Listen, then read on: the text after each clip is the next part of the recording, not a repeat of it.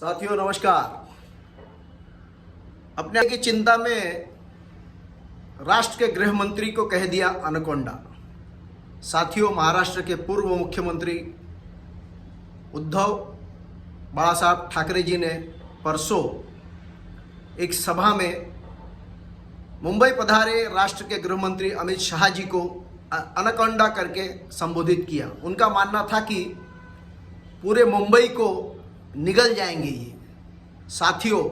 पिछले 25-30 साल से मुंबई महानगर पालिका पे कब्जा करके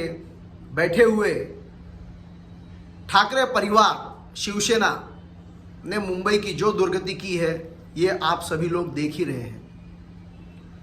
इतने बड़े महानगर पालिका, पूरे भारत के सबसे बड़ी महानगर पालिका पे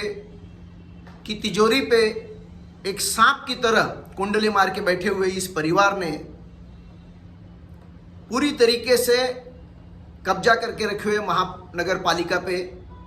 किसी भी तरीके का विकास नहीं होने दिया। और भ्रष्टाचार का तो ये आलम कि बिना हिस्सेदारी कोई काम हो ही नहीं सकता है। साथियों, आज भारतीय जनता पार्टी के साथ में युति करके अपने 56 विधायक जिता के लाने के बाद में जिस तरीके से मुख्यमंत्री पद के लालच में अपने विचारधारा को तिलांजलि देकर, अपने 3-3 पीढ़ियों की तिलांजलि देकर मुख्यमंत्री का पद तो ले लिए, लेकिन इस लालच में वो अपना पक्ष ही नहीं गंवाए, अपने चिन्ह को नहीं गंवाया, बल्कि अपनी पूरी विचारधारा को ही गंवा बैठे, अपने पूरे जनाधार को गंवा बैठे। आज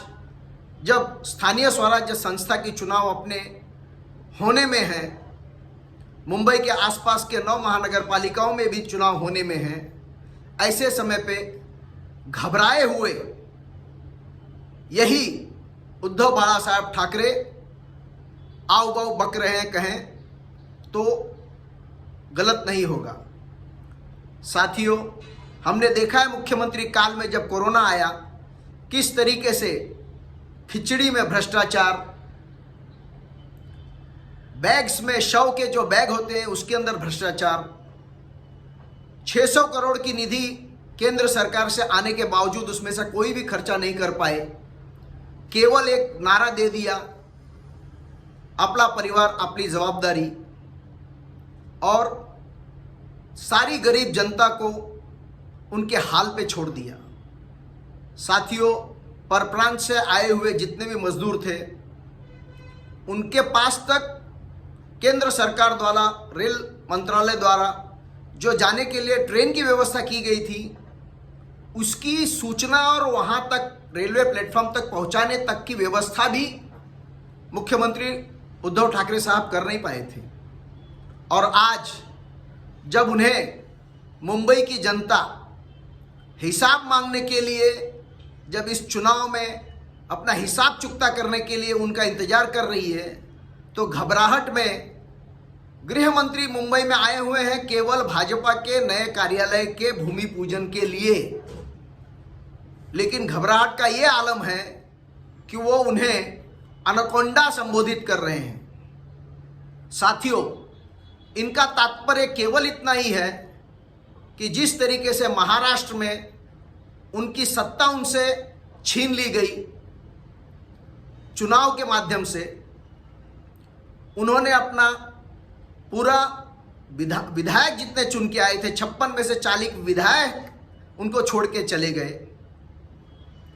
उसी तरीके से जो पीढ़ी दर पीढ़ी अपनी बपौती समझकर मुंबई महानगर पालिका के ऊपर अपना पूरी दादागिरी जमा रहे थे, आज वो भी उनके हाथों से चली जाने वाली है। किसी भी विकास के कार्य में गतिरोध पैदा कर कर जिस तरीके से मुंबई को पिछड़ा बनाकर रखा, न तो कोई इंफ्रास्ट्रक्चर का काम किया, न तो कोई सड़क दुरुस्ती का काम किया, न तो कोई स्वास्थ्य व्यवस्था के अंदर कोई काम कर पाए, शिक्षा के क्षेत्र में भी वो अपना कोई योगदान दे नहीं पाए। सरकारी जमीन पे इतना जो अनधिकृत झोपड़े बने हुए, स्लम बने हुए, इनकी भी सुरक्षा नहीं कर पाए। हमारे मूल मराठी भाई लोग जो मुंबई के गिरणी कामगार थे उनको न्याय नहीं दिला पाए। उनको सबको मुंबई से बाहर 60-60, 70-70 किलोमीटर दूर जाके बसना पड़ा। और आज जब भारतीय जनता पार्टी के नेतृत्व में पूरे देश की आर्थिक राजधानी मुंबई को विश्व की आर्थिक राजधानी बनाने का जो एक कार्य चल रहा है, अभी हाल ही में जानकारी मिली है जिस तरीके से जापान के बैंक ने बुलेट ट्रेन के लिए फाइनेंस किया है, ठीक उसी तरीके से मुंबई में आवास की जो असुविधा है उसको पूरा करने के लिए जापान का बैंक क्लस्टर योजना में अपना निवेश करने को आ रहा है। ये सारा कुछ केवल यशस्वी प्रधानमंत्री मोदी जी के नेतृत्व की वजह से हो रहा है और महाराष्ट्र में यशस्वी मुख्यमंत्री देवाभाऊ के नेतृत्व में हो रहा है। ऐसे समय पे जब मुंबई एक विकास की गति को पा रही है तो ये केवल और केवल भ्रम फैलाकर और अपने भय के माया जाल में फंसकर मुंबई की जनता को गुमराह कर रहे हैं। साथियों, इनके इस बड़बोलेपन को नजरअंदाज करते हुए आप लोग इसी ताकत से अगर डबल इंजन की सरकार जो है इसको स्थानीय स्वराज्य संस्था के माध्यम से, महानगर पालिका चुनाव के माध्यम से अगर आप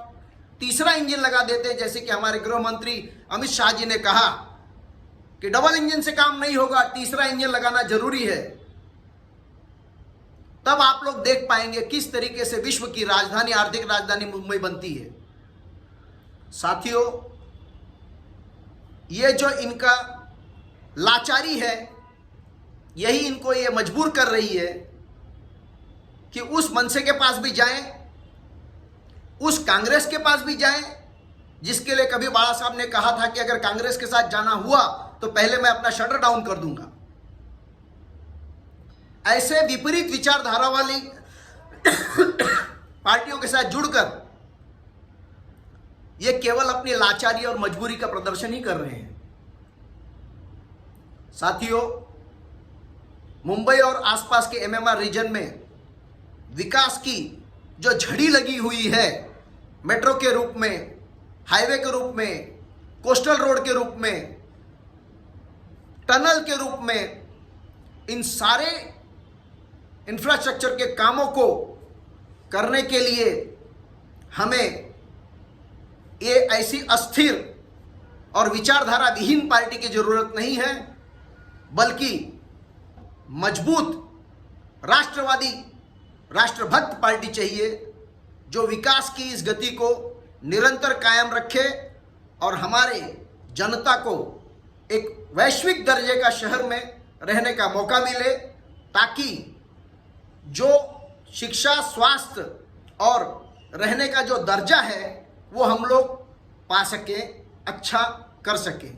साथियों, आप लोग क्या कहना चाहते हैं इस विषय में जरूर कमेंट कीजिए, लाइक कीजिए, सब्सक्राइब कीजिए। धन्यवाद। जय श्री राम।